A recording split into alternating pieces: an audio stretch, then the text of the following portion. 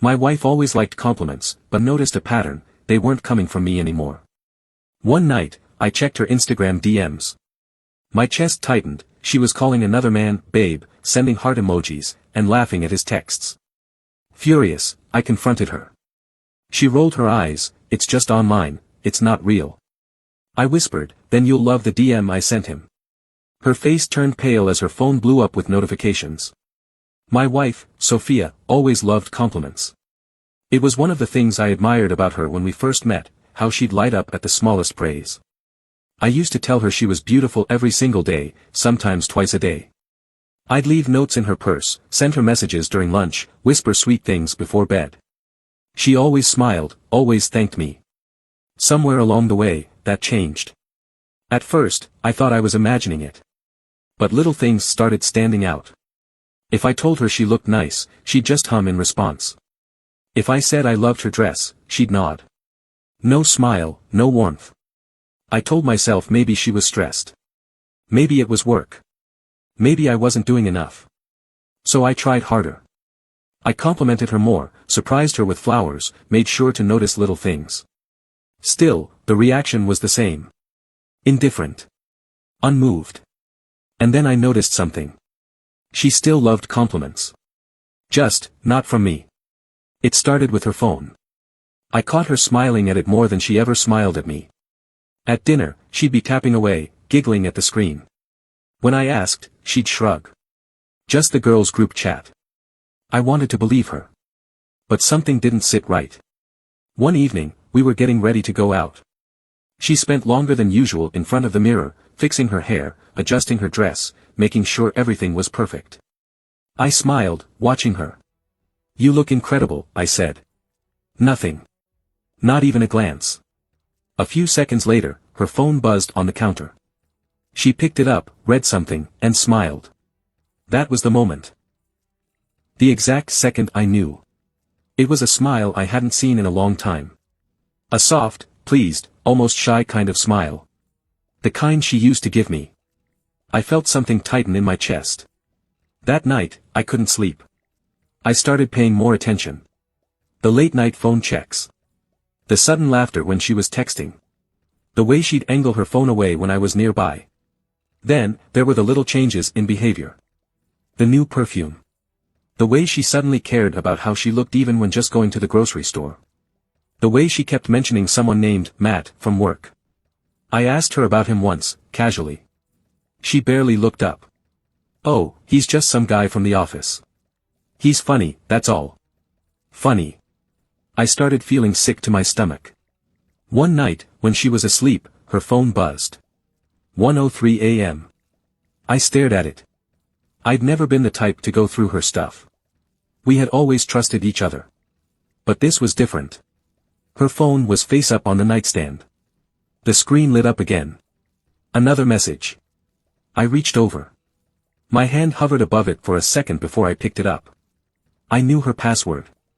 She never changed it. I opened her messages.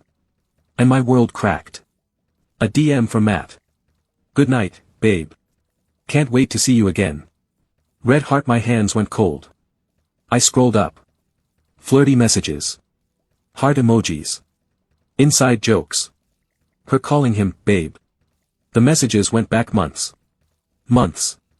Then, the one that made my stomach drop, I wish I could spend the night with you. I set the phone down. Stared at the ceiling. My heart was pounding so hard I thought it might shake the bed. I had two options. Wake her up now and confront her immediately. Or, I exhaled. Picked up her phone again. Opened the DM. And sent him a message. Hey, my husband just found these. He's awake. Maybe don't text me for a while. I put the phone back on the nightstand. And I waited. At 3 a.m., she stirred. I turned on the bedside lamp. She blinked, confused. What's wrong? I picked up her phone and held it up.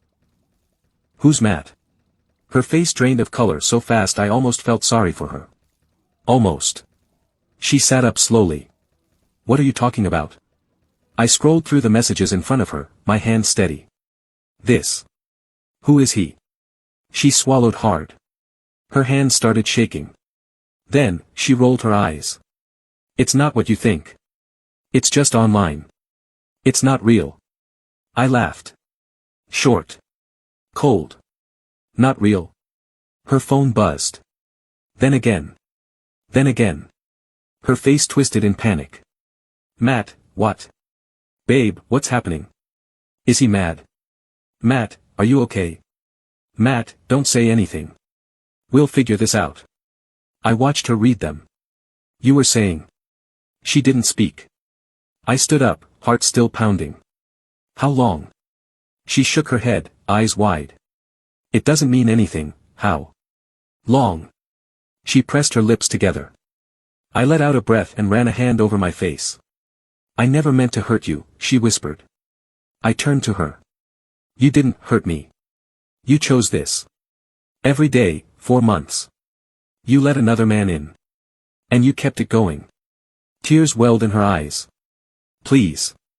Please, let's talk about this. I picked up my keys. I need time. And I walked out. I didn't even know where I was going. I just drove. It wasn't until I was parked outside a 24-hour diner, staring blankly at the neon open sign, that it hit me. She wasn't sorry she did it. She was sorry she got caught. I sat in that parking lot for hours. The diner's neon sign flickered, casting a dull glow on the rain-slick pavement. My hands were still gripping the steering wheel, knuckles white, heart pounding in my chest like a drum. I replayed the last hour in my head, over and over. Her face when I showed her the messages. The way she rolled her eyes. The way she didn't deny it. I wanted to scream. Instead, I pulled out my phone. I opened Instagram and went to Matt's profile. It wasn't private. His profile picture was a gym selfie, mid-30s, square jaw, that cocky half-smirk. His bio said something about living life to the fullest. Yeah. I bet. I scrolled. A lot of photos from bars, vacations, expensive dinners. A couple of pictures in an office setting, same company as Sophia. My stomach twisted. I clicked on his tagged photos. There it was. A group picture from some office party a month ago. And there she was. Sophia, standing next to him. Close. Too close. His arm draped over her waist, her head tilted toward him. I zoomed in. Her hand was on his chest. I exhaled slowly. This wasn't just online. I closed Instagram and opened my messages. Hovered over my best friend Jason's name. Then, without thinking, I called him. It rang twice before he picked up, his voice groggy. Dude, it's 4 in the morning. I need to talk. He must have heard something in my voice because he didn't hesitate. Where are you? Tommy's Diner. The one off 35. I'll be there in 10. I stared at the empty parking lot, my reflection staring back at me in the windshield. Jason pulled up in exactly 10 minutes, looking half asleep but alert. He slid into the booth across from me, rubbing his face. What's going on? I told him everything. The messages. The late nights. The way she smiled at her phone. He listened, eyes narrowing as I talked. When I finished, he let out a low whistle. Damn. I ran a hand over my face. I don't know what to do, man. You need proof, he said immediately. I frowned. I already have proof. No, you have flirty messages. That's bad, but if you want to know the full story, you need more. I knew what he meant. I didn't want to know. But I did. The next day, I barely spoke to Sophia. She tried to act normal, but I could feel the tension radiating off her. Her eyes were red from crying, but I didn't care. By the afternoon, I made up my mind. I was going to follow her. I waited until she left for errands. 30 minutes later, I got in my car and tailed her. She drove across town, pulling into the parking lot of a small cafe. And there he was. Matt. Sitting at a corner table. Sophia parked, got out, and walked inside. I stayed in my car, heart slamming against my ribs, hands shaking as I watched her lean down to hug him. Not a friendly hug. An intimate one. She sat down, laughing at something he said, tucking her hair behind her ear like she always did when she was nervous or excited. I took out my phone and started recording. The whole conversation was silent from where I was, but the body language was clear. The way she touched his arm. The way he leaned in close. The way her face lit up when he whispered something to her. I clenched my jaw so hard it hurt. I could walk in there right now. Call her out. Call him out. But I didn't. I just kept recording. I watched them for 30 minutes before she finally got up. They didn't kiss, but the way she looked at him, it was worse. It was the same look she used to give me. She walked back to her car. I watched her drive off. And then I did something I never thought I'd do. I followed Matt instead. He drove straight to an upscale apartment complex across town. Not his office. Not some bar. His home. I parked across the street, watching him disappear inside. My hands tightened on the steering wheel. And then, another thought hit me. What if Sophia wasn't the first? I opened Instagram again. Scrolled through his comments. I started recognizing some of the names. Women. Coworkers. One name in particular stood out. A woman I knew. I clicked on her profile. My stomach dropped. It was my coworker's wife. And then I knew. Matt wasn't just a problem. He was a pattern. I sat in my car, gripping my phone, my mind racing. Sophia had been lying to me for months. That much was clear. But now, I had proof that Matt wasn't just some random guy from work, he had a pattern. And I wasn't the only husband he was betraying. I had a choice. I could walk away, file for divorce quietly, let Sophia and Matt go about their lives without consequence. Or, I could burn it all down. That night, I barely spoke a word to her. I watched her, though. I watched the way she avoided eye contact, the way her hands trembled when she reached for her wine glass at dinner. She knew I wasn't the same. She knew something was coming. The next morning, I made my move. I called Ryan. Ryan was my coworker. A guy I'd grabbed drinks with after work a handful of times, a guy who talked about his wife, Melanie, like she was his whole world. Ryan, whose wife had commented on nearly every one of Matt's Instagram posts. I met him at a quiet diner, just like Jason had met me days before. At first, he was confused why I wanted to talk. But as soon as I slid my phone across the table and showed him the screenshots, the DMs, the comments, the pictures of Matt and Sophia at the cafe, his face darkened. His hands balled into fists. He stared at the screen for a long time, breathing heavily. Melanie said she had a work meeting last night, he said quietly. I didn't have to say anything. He got up, shoving his chair back. I need to go. I grabbed his arm. Wait. Just, think about your next move. His jaw clenched. I'm thinking about it. And with that, he left. I sat back, heart pounding. I had lit the match. Now, I had to wait for the fire. The explosion came that evening. Sophia and I were at home. The kids were playing in the living room when the doorbell rang. She went to answer it, and I watched from the kitchen as her whole body stiffened. It was Ryan. And he wasn't alone. Behind him, Melanie stood, eyes red, face twisted in fury. Sophia turned to me, panic flashing across her face. What's going on? I folded my arms. Why don't you ask Ryan? She looked back at Ryan, who was shaking.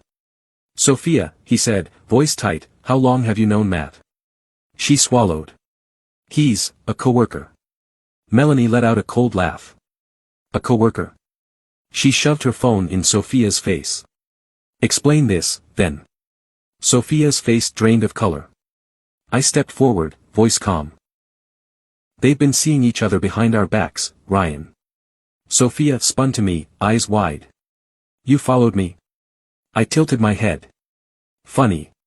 You were fine when I trusted you. When I didn't have to. Ryan's hands were shaking now. Melanie, he said, voice strained, tell me the truth. Were you with him? She opened her mouth, then closed it. Ryan exhaled sharply, shaking his head. Jesus Christ. Then, a new sound. A phone buzzing. Sophia flinched. I looked down at the counter where her phone lay face up. Matt, babe, you okay? Ryan just called me. Silence filled the room. I turned to her slowly. You lied straight to my face. She didn't speak. Then, Melanie did the unthinkable. She grabbed Sophia's phone and called Matt. Speakerphone. It rang. Once. Twice. Then, hey, babe. Are you okay?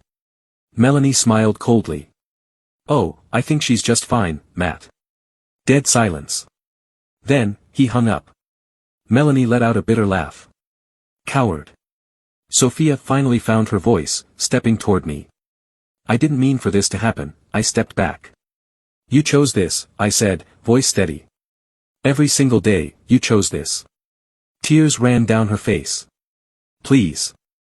I shook my head. I turned to Ryan.